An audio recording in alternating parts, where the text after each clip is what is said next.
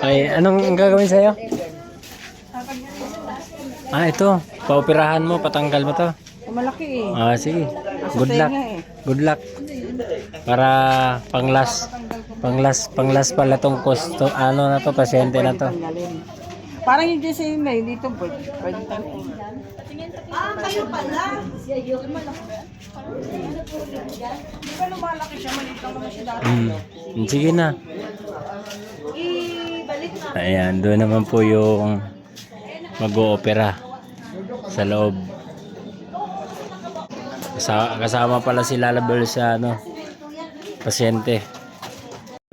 Ito hindi ito na ganun. Sige lang, Dok. Sige lang. Hindi may yan. Ano?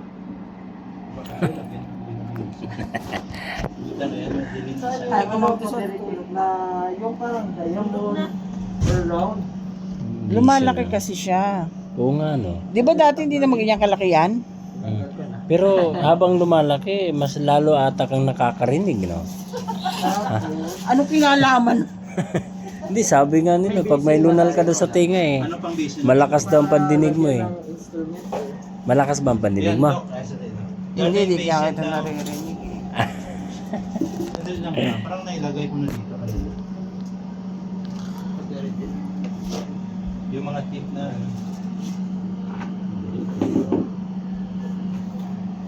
baka na Kasi pag nag-aano ng buhok Ay, na Dok. tatamaan siya. ito mga ito. Sumasakit at hindi siya. Ay, pumapasok yung tubig sa tenga ko, nakakakiliti. Sila ni Doc Eliza. May lighter epi tayo. Papasukin mo dito para makapa-aircon. Ano, Doc? May lighter epi. Malaki yung tenga, Dok Aw. Oo, malakas Lido ang, ipi. Mayroon, Doc. may kasabihan nga doon, pag malaki ang tenga, malakas ang pandinig. eh. Inalagay ko dyan. Lahat na pang surgery. Was na lang. Ito din lang. May lido ipi ko tayo dito na. Nagpakal ko, di ba? Ano to, Dok? Lighter lang ata yun. Oo, plain lang. Lane to. Oo. May lido ipi ako dito na galing kay ano. So, sa dental, Doc, Sa dental, oo. Kunin ko na lang. Yes. Maglayala ako natin. Ha? Sige lang po.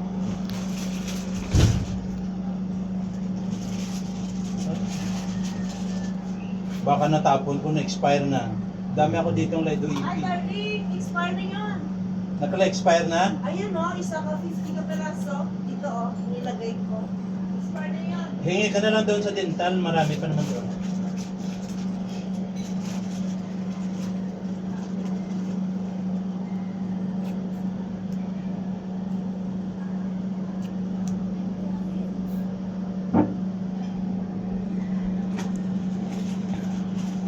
Ano kaya itsura mo no, pag tinanggalan ka ng tenga no, tapos yung kabila mayroon.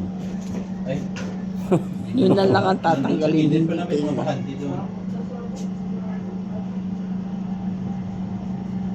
Nakakaano kasi siya, lumalaki siya ng ano. Kailan lang naman siya nagbiglang bumilis lumaki kasi dati parang kapirasong na lang yan. Masakit ba pag nilagyan ng helmet? Siyempre, tumatama eh.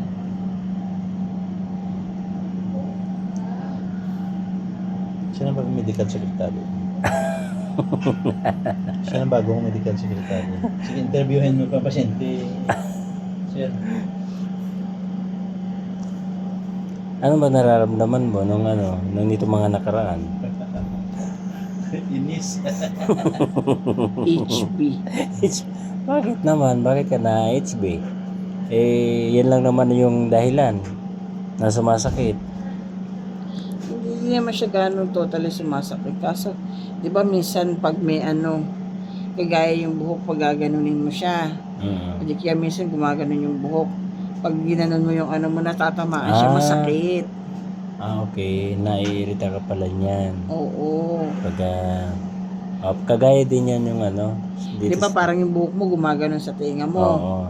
Tapos pag hinawi mo siya ng ganon, natatamaan siya.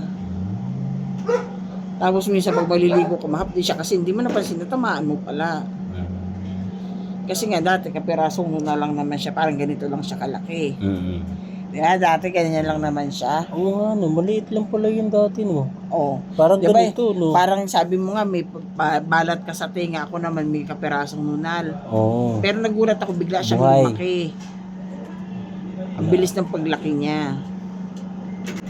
Maaring hindi ka nga makarinig pag nagpatuloy pa yan. Oh. Tatakpan yung tenga mo.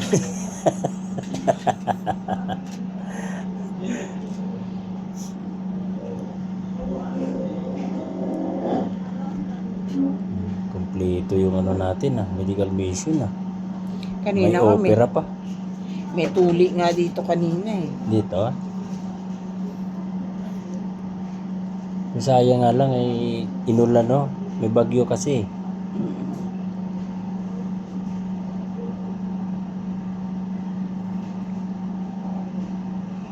Pero kahit pinagyo, marami-rami rin yun. 50 din yun, no?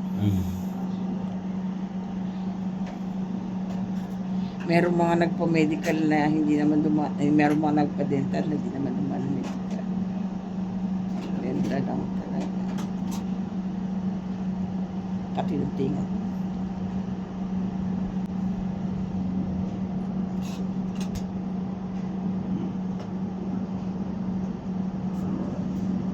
Naramdaman ko yung alcohol nandiyo sa eardrum.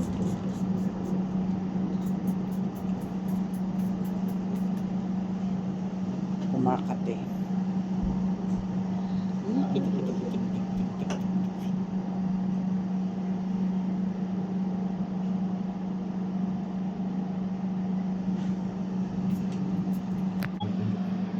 Hanip para din pala itong motor kailangan may ground. Ako din pag gumagawa ko ng motor kailangan may ground din para umilaw yung mga ilaw.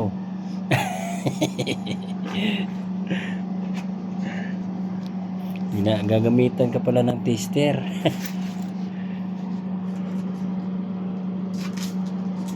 Kasi gagamitan ng laser. Sa kanya naman laser. Sa akin tester. Ang ano niya, ang magiging amoy niya para kang yung, diba yung ginagano natin pamatay na lamok. Pamatay lamok. O parang amoy na sunog na, hindi nasusunog na lamok. Kasi nasusunog na, may dugo yun nasusunog yung balat.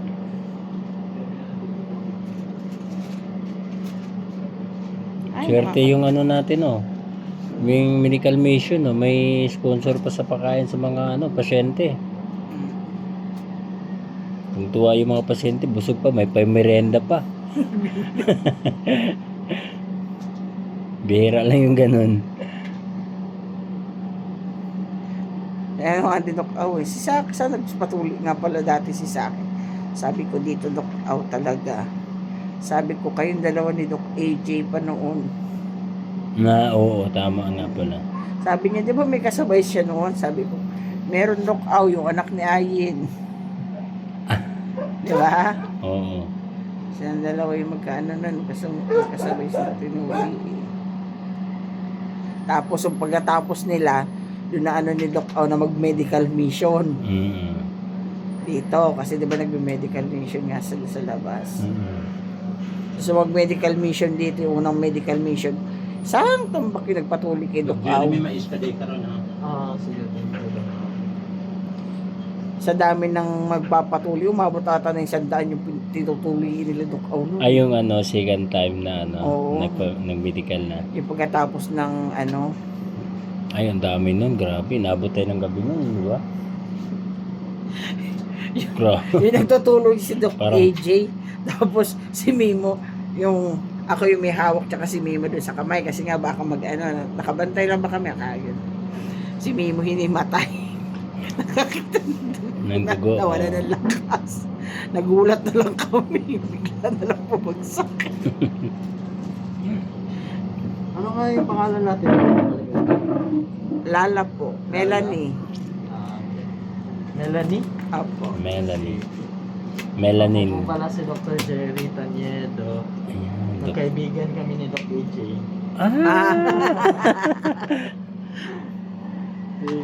Pray po tayo Ayan. bago tayo magsimula. Diyos namin naman, nilapit ko po si Ma'am Ellen na nawang bibigyan po siya ng kalakasan, pagtitiwala sa inyo sa gagawin po namin. minor procedure na wala pong komplikasyon, madali lang ito at ang bilis na pagdilong ng kanyang sugat. Patuloy niyo po siyang i-bless na makontrol niya din po yung pagtaas ng BP niya at even sa left cell changes na kamit niya yung malusog na pangangatawan ng Diyos. At saka patuloy niyo po siyang i-bless na gawain na tinawag niyo po sa kanya. Salamat po Diyos sa iyong kabutihan, pagpapatawad sa inyong kasalanan, pagkinig sa inyong mga dalangin sa ngalan ni Jesus. Amen. Amen. Lagay lang mga tayo. Gusto ko pa naman si AJ. Yan yan. Alagang alaga. Ay, sorry ma'am ha. Sige lang po.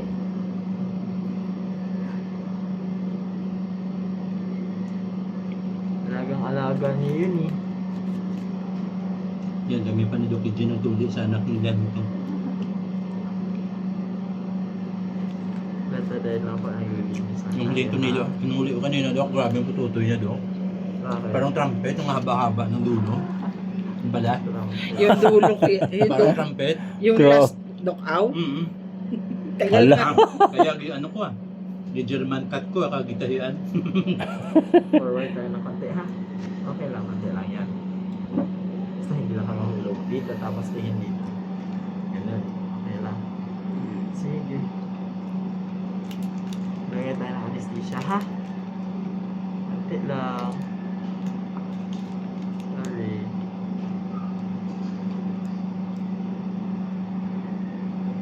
Naramdaman? Hindi naman. Naramdaman ko.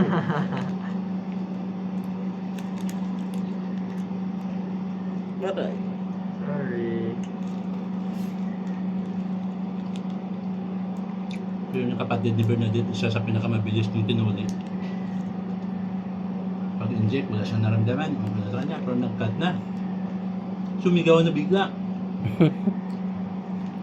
Sabi ko, huwag tumingin, makita niya ginakat ng laser. Oo, sumigaw. Kaya yung sakit minsan, ano lang, psychological. Nakakita.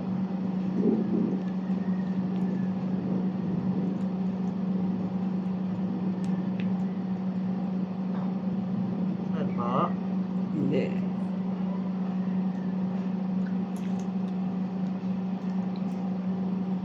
Yung ba naramdaman ko parang yung last di nagaan. Eto, may nararamdaman kayong pumunta sa kulana. Wala. Kulana, very good. Tanggal na yan.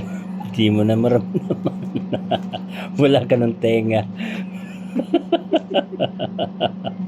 Ako lang yan, hindi ako. Ba't ka na marinig? Oo. Kahit anong problema dyan, nangyayari, bahala na sila. Oops. Pa-open ako. Okay. Anggos. Nahulog. Pa-open ako. Ay, isa pa. Anggos. Please, please. Ayan.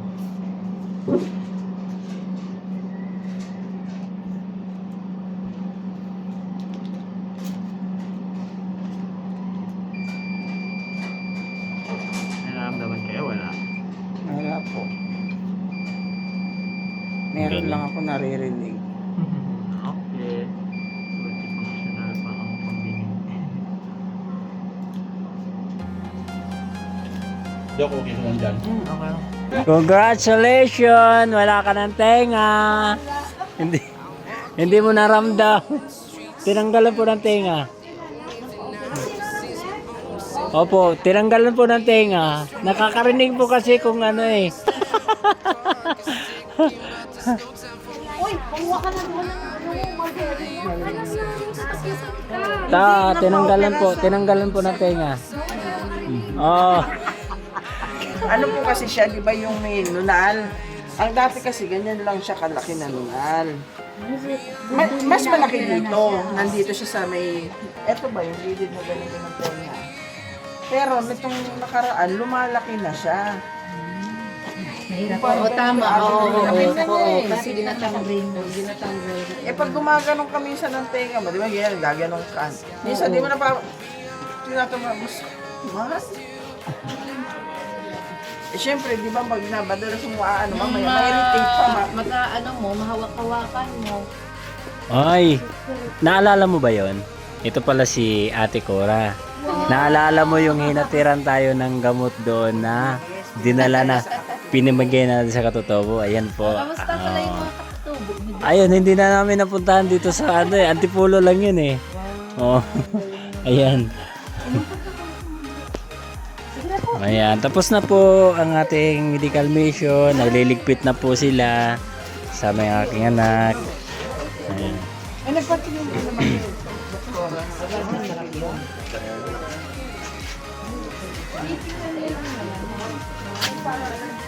Ayan. Tapos na rin doon. Ligpit na rin yung ano sa may bunot ng ngipin.